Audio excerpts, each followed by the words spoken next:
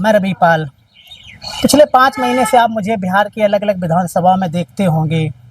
कभी चौक चौराहे पर, कभी चाय की दुकान पर या किसी गांव में मैं अक्सर बिहार की राजनीति पे चर्चा करता हुआ दिख ही जाऊंगा। अभी मैं नालंदा ज़िले में मौजूद हूं और नालंदा ज़िले की जो हिलसा विधानसभा है वो मैं वहां पे आया हूं। तो मैं हिलसा में बैठा हूं। हिलसा का समीकरण ये है कि जो पिछला चुनाव हुआ, तो अब पिछले चुनाव में प्रेम मुखिया ने जो कृष्ण मुरारी शरण जी हैं, उन्होंने शक्ति सिंह यादव को, जो राजद के प्रवक्ता हैं, उनको 12 वोटों से हरा दिया। उसके बाद वो हाई कोर्ट, सुप्रीम कोर्ट गए, रिकाउंटिंग हुई, लेकिन जो जीत गया तो जीत गया। उसमें अब 1 वोट से जीते या 1000 वोट से, तो यहाँ का समीकरण रहा। एक चीज़ मैं आपको और बता दूं यहाँ के बारे में कि ये ऐसा नहीं है कि ये सिर्फ जदयू और राजद के ही वोट हैं, यहाँ पे एलजेपी के भी वोट हैं। क्योंकि जब 2010 और 2015 का चुनाव हुआ तो उसमें एलजेपी दूसरे नंबर पे आई थी, मतलब कि जीतने वाले के अपोजिट में एलजेपी खड़ी थी। अब ऐसा कहा जा रहा है कि अगर यहाँ से नीतीश बाबू को समर्थन दे देते हैं चिराग पासवान, तो एलजेपी अपने वोट खराब कर लेगी। लेकिन ये तो समय बताएगा, जब मीटिंगें होंगी, गठबंधन को कितनी सीटें, एनडीए में कितनी सीटें मिल रही इन सबको। तो हमारे साथ मौजूद है रजनीश जी, और ये जदयू से जुड़े हुए हैं, तो इनसे इनका खुद ही परिचय समझेंगे ताकि आप भी समझ सकें। नमस्कार रजनीश जी, कैसे हैं? नमस्कार, आपका न्यूज़ को भी हमारे तरफ से धन्यवाद। तो पहले अपने बारे में थोड़ा मुझे बताएं ताकि दर्शक भी समझ पाएं। हम ऐसे पहले अरपा पंचायत के पूर्व मुखिया प्रतिनिधि रह चुका हूँ 5 साल जी। एक पहले मैं अभी चुनाव हार चुका हूँ, और एक पहले टर्न में पंचायत प्रतिनिधि मुखिया के थे, और लगभग 2011 से मैं जदयू में पूरा चढ़ बढ़ के काम कर रहे हैं 2011 से। और मेरा जो राजनीतिक है, जो सबसे पहला एसी कॉलेज जो छात्र संघ के चुनाव हुआ, वहाँ से शुरुआत हुआ। सबसे पहला जदयू का, वहाँ हमें क्लास रिप्रेजेंटेटिव पर चुनाव निर्विरोध जीता था।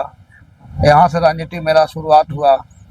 और मेरा जो आज तक जो हमारे नेता माननीय मुख्यमंत्री नीतीश कुमार, जो हमारे घर का कहते हैं कि घर के कोई भी आदमी है जी, कोई भी क्या लग रहा है, घर के आदमी अच्छा होते हैं जी। घर को आदमी कितनों भी खराब होंगे तो घर के आदमी अच्छे रहेंगे, बिल्कुल। इसलिए हमारे घर के मुखिया हैं, घर के नेता हैं, नालंदा जिला के मुख्यमंत्री हैं। वो तो सारी चीजें हमें पता है, दर्शक को भी पता, नालंदा जिले के रहने वाले, हरनौर के हैं। अच्छा, मुझे सबसे पहले जो प्रेम मुखिया जी हैं, फिर से टिकट मिलेगा या फिर इनके लड़ने की संभावना है? वो तो देखिए सर, आप लोग सर के वो तो हमारे नेता मुख्यमंत्री का साथी रहता है। वो जो अपना मुख्यमंत्री, वो तो हम सबको नहीं जानते हैं कि किनको टिकट मिलेगा नहीं मिलेगा। वो तो हमारे मुख्यमंत्री मुखिया हमारे बिहार के हैं नीतीश कुमार, और वो नालंदा के खास करके वो किसी को कहने पर या हम कहेंगे तो, या कोई नेता कहेंगे कि फलना को टिकट मिल जाएगा, नहीं। जब तक नीतीश कुमार नहीं जी चाहेंगे, जब तक नालंदा में खास करके टिकट किसी को नहीं कन्फर्म मिल सकता है, वो हमारे नेता नीतीश कुमार जानते हैं। अच्छा, यहाँ का समीकरण ये है कि जब पिछला चुनाव हुआ यहाँ पर, तो मात्र 12 वोटों से जीते थे। आपके जो नेता हैं, जो प्रेम मुखिया जी विधायक हैं, मात्र 12 वोटों से जीते। लेकिन एक इंटरेस्टिंग बात ये भी हुई थी कि उस समय एलजेपी भी लड़ी थी चुनाव, लगभग 17,500 वोट मिले थे। तो इस बार का क्या समीकरण है यहाँ का? क्योंकि मैं राजद के बारे में आपसे सवाल तो नहीं करूँगा, क्योंकि आप जदयू से हैं, तो आप तो जदयू की बात करेंगे। तो यहाँ का समीकरण क्या है? जैसे कहने का मतलब है सर, कि हमारे जो नेता हैं जी, जो नालंदा कुर्मी बहुमूल्य क्षेत्र है जी, सबसे पहले तो माना जाता है। हमारे नेता जो नीतीश कुमार जी हैं, जो नालंदा जिला कुर्मी बहुमूल्य क्षेत्र है, और प्लस अति पिछड़ा को बहुत चाह रहता है कि माननीय नीतीश कुमार के लिए बहुत काम किए हैं। अति पिछड़ा को वोट हमारे नेता को जरूर जाता है। सबसे मुख्यमंत्री को बनाने का जो भी काम किए, जो अति पिछड़ा किए, यहाँ कुर्मी बहुमूल्य क्षेत्र रहने के कारण जो एलजेपी जो सीट देती है, जो महतो जी को सीट देती है, तब महतो जी को सीट देती है तब कुछ तबरी हमारे 11,000 कुछ वोट महतो जी को रंजीत डाउन काटे थे एलजेपी को। हाँ, और 2-3 गो और नेता थे जो भी कुछ वोट काटे थे, तो इसीलिए कुल मिला के 16-17 के बीच में महतो जी का वोट कट गया था। इस बार का क्या मिसाल के क्या बात है कि एलजेपी भी वो अपना सीट, ऐसे तो हमारे नेता थे नीतीश कुमार और वहाँ एनडीए के गठबंधन के नेता हमारे वह नरेंद्र मोदी जी हैं, वहाँ तो अभी तो कोई नहीं आता है कि एलजेपी भी अपना सीट को उतारेंगे। वो तो आप कह रहे हैं, हम अभी आज नया सुन रहे हैं आपके बात से, हम तो ऐसे नहीं जा रहे हैं कि एलजेपी भी सीट यहाँ से उतारेगी, बाकी आपको तो बतावेगा भविष्य, अभी 2 महीना देरी है।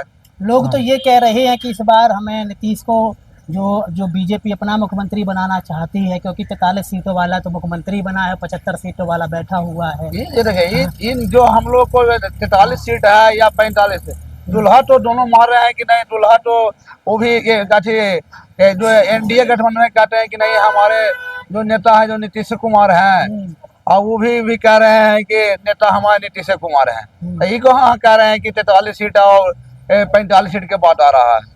लोग तो ये कह रहे हैं कि अब की बार बीजेपी खुद कह रही है कि अब की बार हम अपना सीएम बनाएंगे। सर नहीं, हमारे जब तक नेता हैं नीतीश कुमार, जब तक बिहार को नेतृत्व किए हैं, बिहार को दशा दिशा को चेंज किए हैं, हमारे जो नेता हैं जो जितना बिजली है, रोड है, शिक्षा सुधार, स्वास्थ्य में जो भी हमारे जो काम किए हैं उससे कोई भी नहीं। हाँ, बीजेपी को एनडीए गठबंधन में है, लोजपा एनडीए गठबंधन में है, मांझी जी गठबंधन में है, उपेंद्र कुशवाहा गठबंधन में है। ये नहीं है कि हम आते कह रहे हैं कि हाँ नेता हम अपना बीजेपी बनावेंगे, ये तो हम आपसे सुन रहे हैं बात। नहीं, मैं बता रहा हूँ ना आपके, क्योंकि बीजेपी अपनी फिराक में है कि, और बीजेपी के कार्यकर्ता सपोर्टर भी चाहते हैं कि इस बार बीजेपी का सीएम बने। देखिए, सब चाहते हैं कि हमारा सीएम बने, सब जाए, बाकी यहाँ एनडीए गठबंधन का सरकार है, एनडीए का सरकार को नेता नीतीश कुमार को सब मान लिए हैं। नरेंद्र मोदी जी, अमित शाह, जो भी हमारे बीजेपी के नेता हैं या एनडीए के जो भी नेता है, हमारे नेता को नीतीश कुमार को नेता मान लिए हैं कि अब नीतीश कुमार के चेहरा पर यहाँ चुनाव होगा 2025, फिर से नीतीश चलेगा, यही हमारा नारा है, 2025 फिर से नीतीश। अच्छा, छोटे छोटे 2 सवाल और लेंगे। अभी आप कुछ समीकरण हमें बता रहे थे कि जो हिलसा से फिर से जदयू 20,000 से जीत रही, क्या समीकरण है आपका? समीकरण तो बता ही दिया आपको कि हमारे तबरी को जो समीकरण था, जो 11,000 महतो जी का वोट कटा था, 3-4-5 हजार में 16-17 का वोट कट गया था महतो जी का। अब औसा संतुलन नहीं होगा, भाई हमारे नेता सब बढ़िया से जो सीट को समीकरण से बांटेंगे, और औसा समीकरण से चुनाव नहीं होगा। अभी जो चुनाव होगा, जो बहुत बढ़ के चुनाव होगा और बहुत अग्रेसिव चुनाव होगा, चुनाव बढ़िया से होगा, और हम लोग 20,000 से लगभग हिलसा विधानसभा को जीत रहे हैं, गारंटी। यानी कि आप फिर से शक्ति सिंह को हरा देंगे यहाँ से? शक्ति सिंह को तो हरने हैं, शक्ति सिंह को तो हम ही जिताए, हम लोग शक्ति सिंह को जिताए, हम लोग जिताए थे, तभी हमारे गठबंधन में थे शक्ति सिंह विधायक, हम लोग सब मिल के जोर लगा के 26,000 वोट से जीत करवाए, 26,000 वोट से हम लोग जीत करवाए। यानी कि आपने ही उनको जिताया था और आप ही अब चाहते हार जाएं। तो हम लोग गठबंधन में थे, तो गठबंधन को जो सरकार आज भी गठबंधन में जो भी है, एनडीए गठबंधन में जैसे ठीक है, यहाँ है हिलसा के जदयू, आगे कोई मिलेगा भाजपा को, जैसे बिहार से में हमारे भाजपा का है, तो वहाँ भी चाहेंगे ना कि हम सभी बढ़िया वोट से जीते हैं। अच्छा, आपके हिसाब से प्रशांत किशोर की क्या भूमिका? चलिए हमने जदयू पे बात, प्रशांत किशोर वो तो कहते हैं कि हम नीतीश जी को कभी बनने ही नहीं देंगे। प्रशांत किशोर को भी भूमिका है, नया नेता आए हैं, वो अपना भी नीतीश कुमार साथ बहुत दिन काम किए, और सीपी सिंह भी बहुत दिन नीतीश कुमार जो काम किए, उनको तो आगे तो सबसे पहले उनको दगबाजी किए, वहाँ छोड़ के भागे और वहाँ से चल आए। तो उसके बाद जो ठीक है, नेता ठीक है, हम नेता नहीं करेंगे खराब है, बाकी हाँ अभी हमारे बिहार में नीतीश कुमार जी का सरकार है, नीतीश कुमार जी रहेंगे। छोटे छोटे 2 सवाल है और हाँ। अभी आपने देखा होगा, मोबाइल भी आप चलाते ही हैं, आप नेता। हाँ। तो आपने देखा होगा बेंगलुरु सेंट्रल में लगभग 1.25 लाख वोटों की चोरी हुई है। आपने सुना है न्यूज? नहीं सुना है? सुना तो है ना। जो चोरी तो हुई, राहुल गांधी ने राहुल हुई है ना चोरी। ये तो हम आज हम पहली बार सुने। ना पहली बार कैसे? ये बात हम नहीं देखे हैं। और प्लस जो चोरी वाला बात है, तो हमारे नेता तो फिर से अभी कहीं कर ही दिए, SIR को चलाए, निर्वाचन को पुनरीक्षण करवाए, वोटर लिस्ट को पुनरीक्षण करवाए, और उसको में देखबे किए कि जो भी डबलिंग वोट, चोरी वोट, सबको काटबे किए, कुछ कटबे किया वोट। 30-35 दिनों में कौन सा बिहार पूरा काम कर लिया जाता है? आपको भी पता है, हमें भी पता है कि कितने पूरे काम हो गया सर, पूरे काम 35 दिन में कितने 2 डस्टर पर काम हुआ। हमारे सरकार के जो भी कर्मचारी थे, जो रात दिन लाख के काम किए। कहीं पे गया ही नहीं है। BLO 50% नहीं गया है। मैं आपको नाम बता दूं किस किस विधानसभा में नहीं गया है। नहीं मैं वो चीजें, अब वो चीजें, ये सब चुनावी एजेंडा है, वो तो एक अलग का टॉपिक। हमारा सवाल ये है कि सब अपनी पार्टी की बात करते हैं। हमारा सवाल ये है कि अभी जो मुंबई सेंट्रल की जो सीट थी लोकसभा की, शायद अब नहीं जानकारी है, तो वहाँ पर 1.25 लाख वोट चोरी किए हैं बीजेपी ने। वो चोरी किए हैं, कहीं पे डबल बोर्ड बनाया है, कहीं पे एक घर में 80 बोर्ड बना दिए, इस प्रकार से 1.25 लाख। तो इसको आप इसको किस प्रकार से देखते हैं? हाँ, हम जीत गए तो मीठा, हाँ, हम हार गए तो चोरी, हाँ। यही राजनीति है। आप नहीं मानते चोरी नहीं हुई है? नहीं, हम जीत गए, जहाँ जहाँ सीट जीत गए, हाँ। जहाँ हमको मुख्यमंत्री, जहाँ कोई चोरी नहीं, हाँ। कोई अथी नहीं हुआ, कोई ईवीएम हैंक नहीं हुआ। और जहाँ हार गए वहाँ कहेगा कि ईवीएम हैंक हो गया। सबसे पहले तो ये बात है कि जहाँ हम जीत गए, ठीक है, हमें हिलसा से ठीक है अथी हो गया, तो मैंने नहीं कोई चोरी हुआ है, ठीक है, हमने वहाँ राजगीर विधानसभा जीत गए, तो नहीं चोरी हो गया।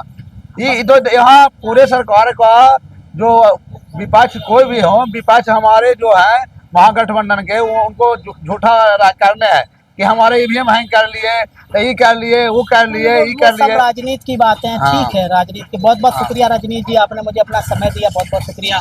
तो दोस्तों, अभी हम रजनीश जी से बात कर रहे थे, जिन्होंने बताया कि हिलसा में लगभग 20,000 वोटों से ये यहाँ से जो जदयू है जीत रही है। सबके अपने अपने आकलन होते हैं, हर राजनीतिक दल अपनी बात करता है।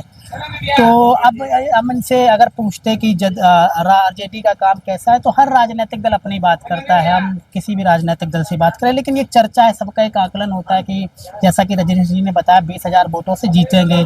और इन्होंने ये भी बताया कि यहाँ से इस बार LJP लड़ने के चांस इनके नहीं है, क्योंकि पिछली बार लगभग 17,000 वोट काटे थे। क्योंकि ये सब राजनीतिक दल की अपनी अपनी मीटिंगें होती हैं। तो फिर भी आपका कोई सवाल हो इस विधानसभा को लेकर के तो हमसे करें। और मुझे देखने के लिए बहुत बहुत शुक्रिया, धन्यवाद।